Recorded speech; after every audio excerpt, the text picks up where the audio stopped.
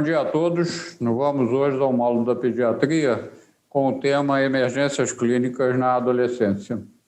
Ele vai representar fundamentalmente a experiência do nosso serviço, o Núcleo de Estudo da Saúde do Adolescente, da Universidade do Estado do Rio de Janeiro, e que nós vamos fazer uma abordagem um tanto quanto diferenciada dos temas específicos de emergências ou urgências, como definido no título. Vou explicar a seguir. A primeira coisa que eu gostaria muito de ressaltar seria o próprio conceito de adolescente. A partir dessa publicação inicial de 1904, do Stanley Hall, que foi a primeira vez que se usou a palavra adolescência. Nós temos vários marcos legais da Organização Mundial de Saúde, conforme as idades aí mostradas, o Estatuto da Criança e do Adolescente do Brasil, que a define de 12 a 18 anos, mas principalmente temos que entender a adolescência no contexto da puberdade, um fenômeno biológico, a maioridade jurídica, a maioridade legal, o conceito de juventude, que hoje cada vez mais se incorpora adolescente, as convenções sociais de diversas culturas, de diversas civilizações, que tentam definir esta etapa das nossas vidas. O importante para nós, nesse momento, é termos ideia do tamanho que isto representa no Brasil. São em torno de 54 milhões de pessoas, 30% da população brasileira, incluindo a juventude, que vai a 24 anos, e principalmente que 84% delas, elas vivem em áreas urbanas, e esse é o tamanho do problema que o Sistema Único de Saúde tem para organizar o atendimento, seja de que natureza for, para esse tipo de população, coisa que ainda é relativamente mal compreendida pela maioria, não só da população, mas também pelos profissionais de saúde. Eu gostaria apenas de trazer à lembrança as definições formais das palavras urgências e emergências. Conforme está descrito no texto, e eu não vou relê-lo, apenas destacar que a urgência, ela eventualmente não tem um risco potencial de vida naquele momento, enquanto que a palavra emergência implica um risco imediato e dependerá um atendimento imediato. Como uma consideração inicial para todo o resto que eu vou falar agora, as situações clínicas, as situações médicas, as situações cirúrgicas, as situações psiquiátricas, as situações comportamentais que ocorrem na adolescência sob o conceito de emergência ou urgência, eu diria que já foram abordadas em todas as aulas, por exemplo, do curso do módulo de clínica médica e serão abordadas nos módulos subsequentes. O que eu quero dizer com isso?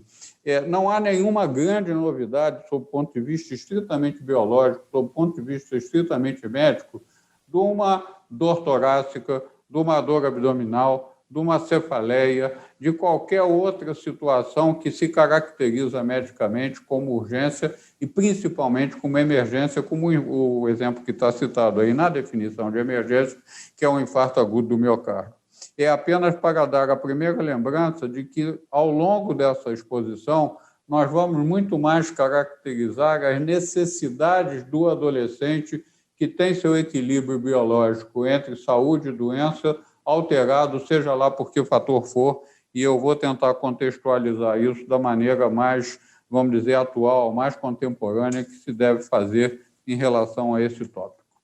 E talvez, dentre todos eles, o mais importante, tenhamos a gente ter sempre no subconsciente, ou como um pano de fundo para todas as nossas ações, este modelo de chamado determinantes sociais em saúde, nessa publicação desses dois autores, de 1991, que os caracterizou nessas figuras, tem várias representações gráficas disso daí, e que é importante que, para além daquela bolotinha ali no meio, que tem idade, sexo e fatores biológicos, ou seja, a característica do indivíduo que naquele momento está necessitando de um atendimento médico, mas isso vem num contexto chamado os 5 ciclos dos determinantes sociais em saúde, que é um conceito da Organização Mundial de Saúde, que o Brasil referendou em 2006, assinando um acordo de organização de serviços baseado em todos esses princípios, em que vê não só as questões biológicas de idade, sexo, fatores hereditários, a genética das doenças,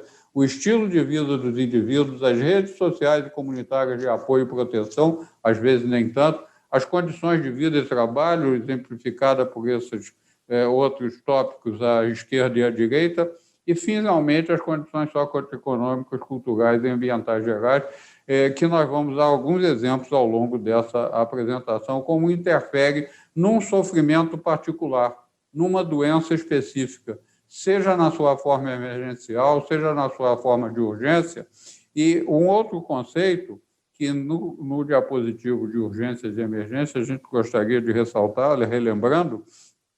para o adolescente que ainda está muito vinculado àquele tipo de raciocínio da criança, que é o aqui e agora, que é o pensamento concreto, ele está em fase de transição para o pensamento abstrato do adulto, aquele que consegue projetar um futuro, projetar um planejamento de vida, mas quanto ao sofrimento, toda a condição dele, para ele, tem que ser resolvida naquele momento. E essa é uma atitude do profissional que ele não deve esquecer em qualquer tipo de atendimento. E talvez esses determinantes sociais de saúde a gente possa trazer o exemplo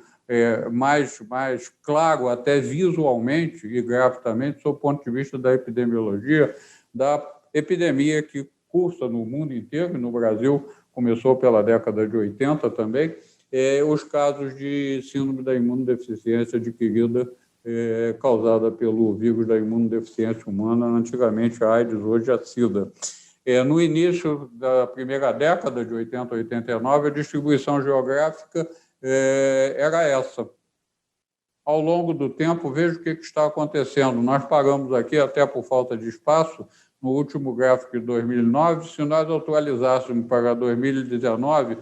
todo o mapa do Brasil estaria em vermelho. Então, o fluxo migratório do desenvolvimento econômico, da agropecuária no Centro-Oeste, o tráfico de drogas, o tráfico de armas, infelizmente, a prostituição, que sempre acompanha esses deslocamentos populacionais, e vocês vejam que toda a área que corresponde à fronteira da Venezuela, Colômbia, Paraguai e Bolívia, e cá no sul do Brasil, no Uruguai, na tríplice fronteira, pelo Rio da Prata, que desembocaria mais à frente, correspondem a áreas em que um fator social influi terrivelmente, que é o tráfico, seja ele de pessoas, seja ele de armas, seja ele de tóxicos, e por aí vai. De forma muito objetiva, isso daqui é uma figura que explicita a característica, o diagnóstico final por sistemas e aparelhos orgânicos acometidos nos diagnósticos de altas de todo o Sistema Único de Saúde em todo o Brasil. Então, nós vemos que, desde achados anormais, neoplasias, doenças infecciosas parasitárias, doenças do aparelho circulatório, respiratório, nervoso, digestivo, nós temos quase um tratado de medicina interna das doenças agudas ou crônicas agudizadas que acometem os adolescentes, que fazem eles terem necessidade de serem internados num regime hospitalar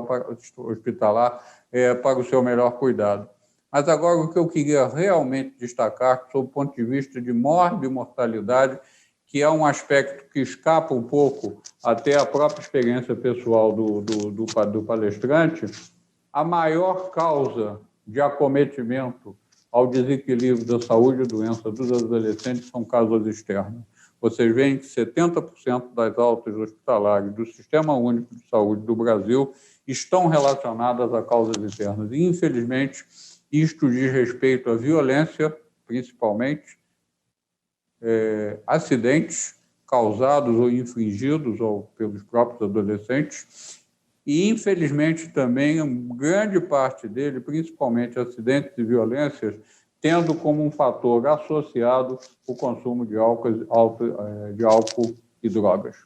De uma outra forma, só como uma lembrança final para esse diapositivo, a gravidez, parto e puerpério corresponde a apenas 1%, apesar de ser a maior causa de internação hospitalar geral, que é o parto, que é a gravidez, são 600 e poucos mil partos em adolescentes por ano no Brasil. Aqui só estão contadas aquelas situações que complicam o parto e o puerpério e que fazem com que a mãe, no caso, porque o neném já nasceu, tenham a necessidade de internação em alta, por isso é que a percentual é tão baixinho, apenas de 1%.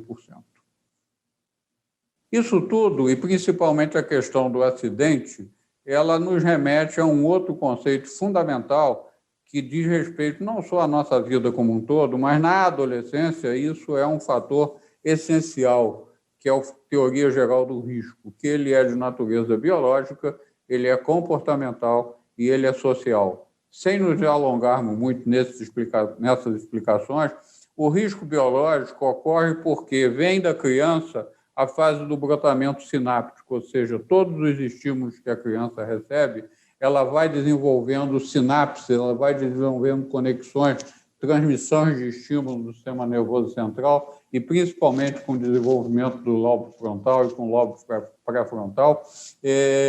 que fazem aquela, que a gente chama até, desculpe o termo, aquela bagunça de crescimento sináptico que existe na criança. E na adolescência, a partir do próprio desenvolvimento biológico, vai havendo o fenômeno da poda sináptica, ou seja, todas aquelas sinapses que foram criadas de maneira anárquica durante a infância, elas vão se organizando e que vão representar, talvez, aquilo que chamamos a transição do pensamento concreto da criança para o pensamento abstrato do adulto. Nós vamos passar a utilizar as sinapses que mais se adaptam às nossas realidades socioeconômicas, culturais, comportamentais e por aí vai, levando-nos à chamada vida adulta, que tem uma característica fundamental, a capacidade de projetar o futuro e de entender o futuro a partir das experiências do passado. O risco comportamental é a descoberta dos limites. Por esse crescimento anárquico, a criança e o adolescente eles não conhecem bem os limites dos riscos a que eles submetem, principalmente pelo seu aspecto comportamental. Por isso é que os acidentes e as causas de quedas e tudo mais são muito frequentes nessa idade. E o risco social, infelizmente, talvez aquela teoria geral das janelas quebradas, se o ambiente ele é naturalmente sujo, ele é naturalmente violento, ele é naturalmente transgressor, as pessoas têm a capacidade de, quase que inconsciente, de se adaptarem a essa situação, quase que reproduzindo. Então, o exemplo social, da organização política, é fundamental para modular essa teoria geral do risco que implica em, eventualmente, agravos à saúde dos adolescentes de natureza, nesse caso dos acidentes e violência, de natureza emergencial e, muitas das vezes, até urgente, porque levam, inclusive, à possibilidade de morte nessa faixa etária. Apenas para exemplificar essa teoria do espelho, dos países inseguros no mundo, como nós vemos, o Brasil é o 11º, e ele só é precedido nas Américas pela Venezuela, República Dominicana, Honduras e México. E o resto tudo dizem respeito a países africanos em que nós sabemos as condições socioeconômicas e de violência que existem nesses países. Infelizmente, é uma triste colocação para o nosso país, o que torna a adolescência também um período, de uma época, uma etapa das nossas vidas particularmente insegura para esses indivíduos. E aqui, voltando aos riscos biológicos, nós temos aqui o que é mais importante, talvez, no dia de hoje, que vai representar uma figura que vai nos remeter à parte final da minha apresentação, em que eu vou destacar uma das situações que talvez seja a maior emergência epidemiológica do mundo atual, e nós, ao final, vamos falar sobre isso. Eu quero, com essa figura um pouco complexa, apenas mostrar os diversos fatores biológicos e 3 coisas, e principalmente as 2 que estão aqui embaixo à esquerda, dentro de um quadradinho, de um retângulo azul, o cigarro e a inatividade, que são talvez dos fatores de riscos cardiometabólicos, aqueles que eventualmente nós podemos interferir de uma maneira direta pelo nosso desejo, pela nossa vontade, que é o cigarro e o sedentarismo. Quase todos os outros são secundários a fenômenos biológicos por hereditariedade, por família, por defeitos, vamos chamar assim, funcionais do nosso organismo, e um que é inevitável, que é o próprio envelhecimento, que é a própria idade das pessoas. Voltando agora a assuntos mais específicos, talvez considerado e muito falado a gravidez como um risco importante à saúde dos adolescentes, e nós vamos fazer um pequeno comentário, já que nós não pretendemos nos prender a diagnósticos específicos. Nós estamos tentando dar a entender a importância da adolescência e do adolescente como um protagonista principal de um atendimento médico, seja ele em regime de emergência, seja ele em regime de urgência, ou seja ele em regime em qualquer outra situação de uma consulta, que para ele sempre será uma necessidade premente o médico devolver a ele uma explicação sobre os fenômenos que estão acometendo a sua saúde naquele momento. As principais intercorrências clínicas e obstétricas, apesar de muito faladas, vamos nos remeter outra vez àquele conceito dos determinantes sociais, com um exemplo muito simples, que foi uma teoria descrita por um pesquisador mexicano e que se torna absolutamente evidente como é que esses fatores, os determinantes sociais, interferem num fenômeno biológico natural da vida humana e da vida como um todo, que é a reprodução. Veja que a gravidez na adolescência ela tem uma influência direta dos anos de escolaridade do adolescente, principalmente da adolescente. Com menos de 4 anos, a idade de primeira gestação, da primigesta, é abaixo de 15, de 4 a 8 anos ele sobe para um pouco mais de 17, 18 anos, e com mais de 8 anos de estudo, ele tem mais de 20 anos como a idade da primeira gravidez, mostrando aquela questão do raciocínio concreto da criança, aqui e agora, o prazer, a descoberta da genitalidade, da sexualidade pela puberdade, fenômeno biológico, e a capacidade de você ter já um pensamento abstrato que só a cultura, só a educação, só o estudo e o conhecimento te permitem, que fazem com que você permita-se planejar, inclusive, a sua fertilidade, a sua reprodução. Vemos que, sob o ponto de vista biológico, o desempenho da gestação e do próprio parto e do puerpério no adolescente, quando comparado ao adulto, isso é uma experiência nossa aqui do Hospital Universitário Pedro Ernesto, junto com o serviço de obstetrícia, o desempenho da adolescente, em alguns momentos, até um pouco melhor do que adultas, principalmente aquelas de 29 a 34 anos, o parto por via abdominal, cesariana, o parto vaginal, mais frequente em adolescentes do que nas adultas acima de 29 a 34 anos. Apenas para explicar que o risco biológico da gravidez em si, principalmente nas adolescentes acima de 15 anos, não tem nenhuma importância maior. O problema é a maternagem, porque essa é para o resto da vida, e interfere numa fase que o adolescente teria que ter obrigatoriamente outras oportunidades de desenvolvimento pessoal, principalmente educação, definição profissional e também os seus vínculos afetivos que resultariam em gravidez e reprodução. As principais intercorrências, e essa sim caracteriza quase sempre uma emergência, porque inclui um risco de vida, que é o aborto provocado em condições desfavoráveis. Talvez essa seja a maior demanda das adolescentes grávidas para os serviços, principalmente os serviços de urgência, e aí há que se ter a ideia de que isto é um problema, sob o ponto de vista epidemiológico, inclusive muito sério, porque aqui a mortalidade, às vezes, não é pequena, dependendo da facilidade ou não dessas adolescentes encontrarem o apoio médico. Esse é um quadro que tenta reproduzir um pouco a ideia geral do que estamos falando, conhecer os dados epidemiológicos, prover saúde e prevenir agravos, eles vêm muito antes do que a ação específica do médico naquele momento da consulta, na situação de emergência, urgência ou não, que é diagnosticar e tratar os problemas. E, por isso, nós reapresentamos aqui agora, sim, um pouco da experiência do nosso serviço, que não é de emergência, é um hospital universitário, mas que recebe de toda a rede, inclusive aqueles adolescentes que foram atendidos, num primeiro momento, vítimas dos diversos mecanismos que os levam a procurar a urgência e a procurar a emergência, e que chamamos de vivências e experiências do Núcleo de Estudo da Saúde do Adolescente. Nós temos uma estrutura de atenção primária, secundária e terciária, e, como foi dito, conhecer os dados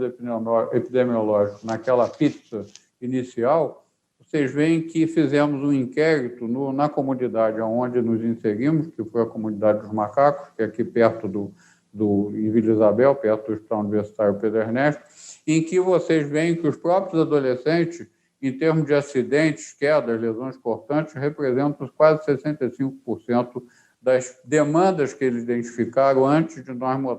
montarmos o nosso serviço naquela situação. E a procura espontânea também aí em 92% dos casos,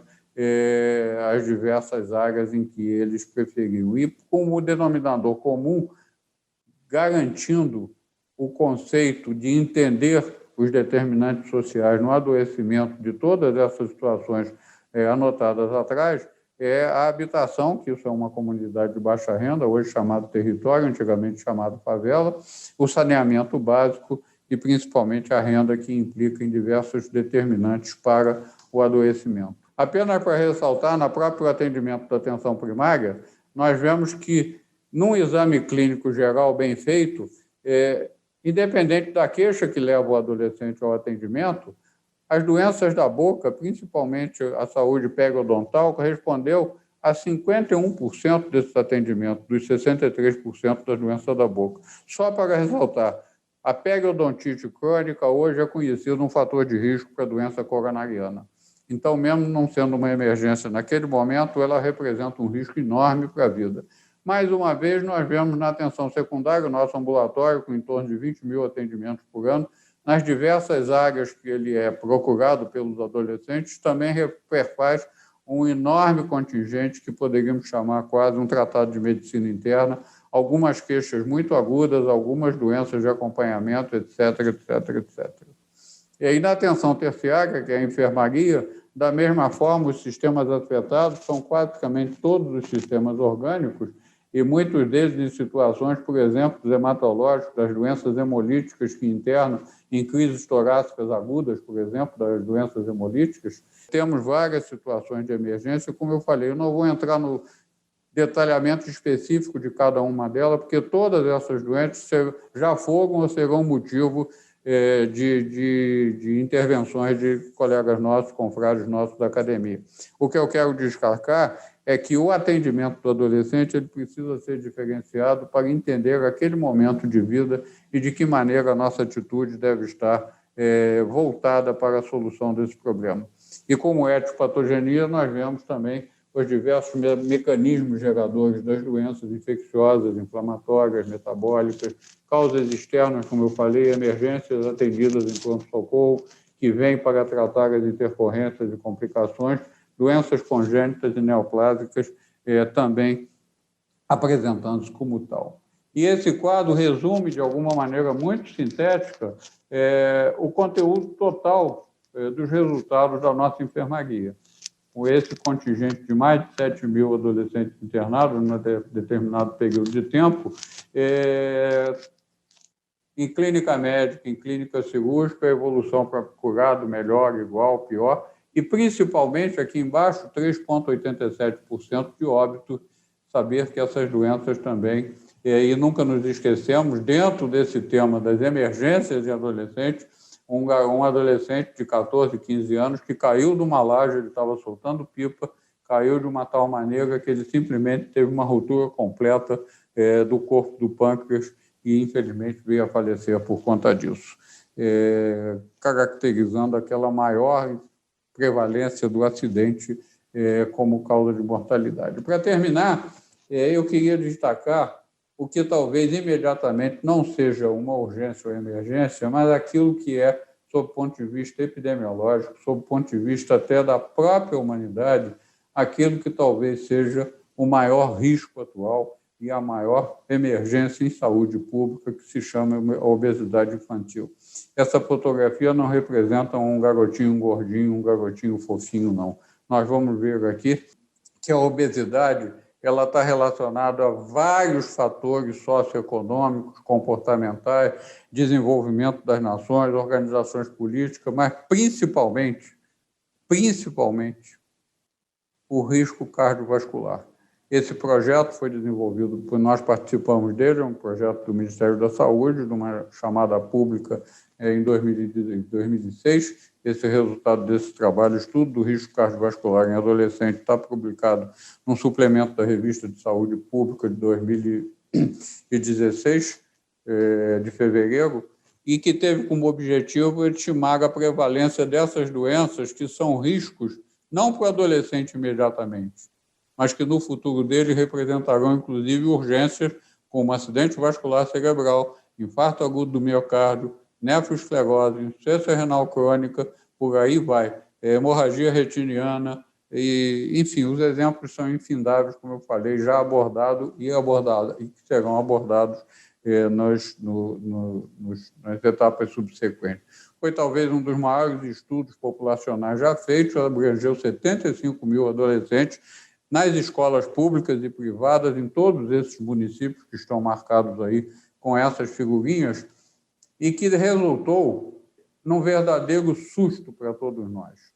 Então, nós vemos que em diversas cidades, baixo peso, sobrepeso, obesidade, colesterol alterado, triglicerídeos alterados, HDL, colesterol baixo e alterações de metabolismo da glicose já eram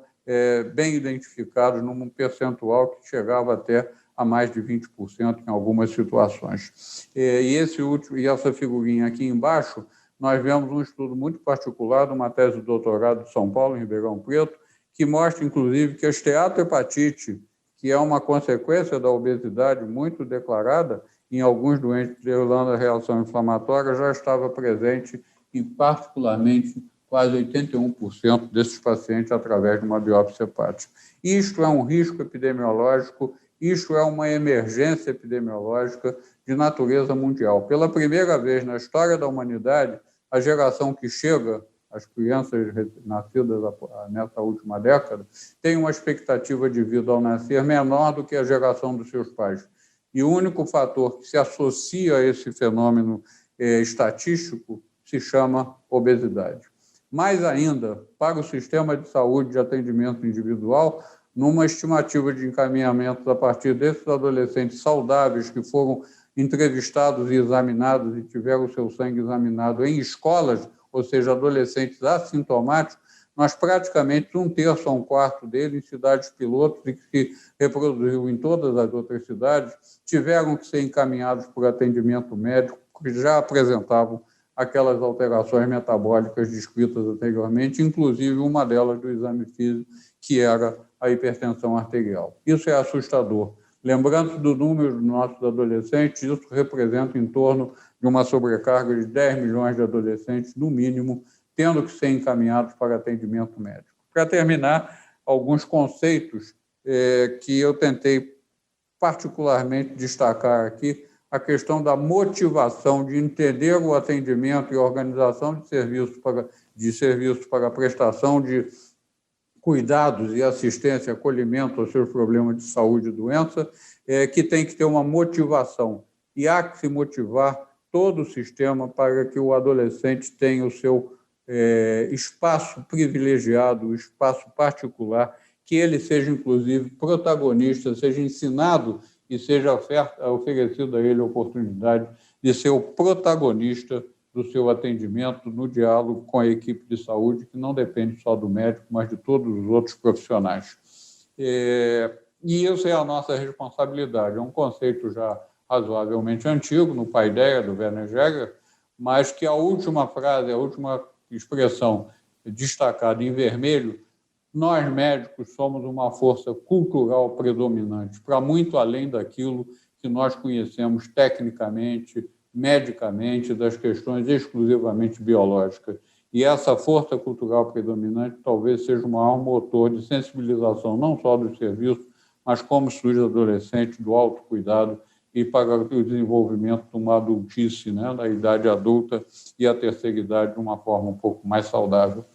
E todo esse é o planejamento estratégico do nosso serviço aqui, do Núcleo de Estudos de Saúde do Adolescente, com toda essa figura que fica bonita, fica cheia de visão, missão e tudo mais, só tem uma importância, que aqui à direita, naquele quadrado, quase retângulo, quase quadrado maior, se isso tudo tiver um impacto transformador para os adolescentes e os jovens na sua saúde física, mental e social, incluindo não só as suas famílias. E como universidade, transmitir essa mensagem também para aquilo que é um dos nossos objetivos fim, que é a educação médica para os nossos alunos.